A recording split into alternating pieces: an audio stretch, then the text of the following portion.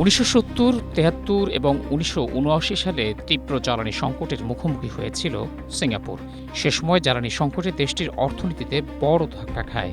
সেই সংকট থেকে চরম শিক্ষা নিয়ে দেশটি মাত্র কয়েকদিনের মধ্যে একটি সিদ্ধান্ত নিয়েছিল, আর তা হলো সিঙ্গাপুরের বড় বড় জ্বালানি কোম্পানিগুলোকে এই নিশ্চয়তা দেওয়া হয় যে তাদের তেলের মজুতের উপর ভাগ বসাবে না রাষ্ট্র, বরং অন্যান্য গ্রাহকের কাছ থেকে যেটুকু তেল কম বিক্রি করবে ঠিক সেইটুকু রাষ্ট্রকে দিলেই হবে।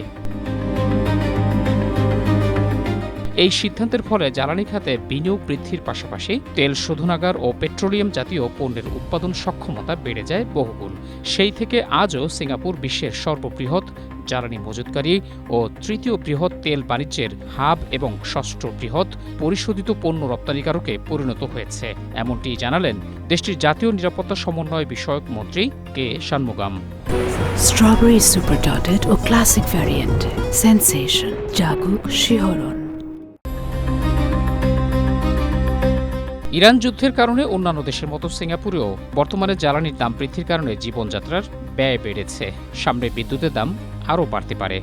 তাই অতীতের সেই শিক্ষা থেকে এবার চলমান সংকটকে কাজে লাগিয়ে পাল্টা ব্যবস্থা নেয়ার কথা পুনর্ব্যক্ত করেছেন দেশটির নেতারা।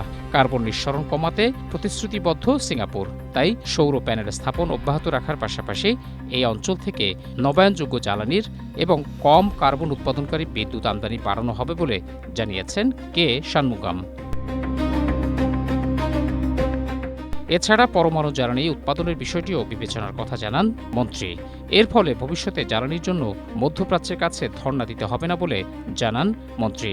বর্তমানে সিঙ্গাপুরের অর্ধেকের বেশি অপরিশোধিত তেল আমদানি মধ্যপ্রাচ্যের ওপর নির্ভরশীল।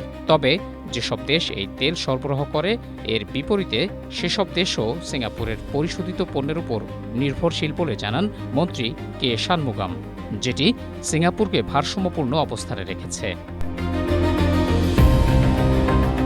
মোহসিন কবির, এশিয়া পোস্ট।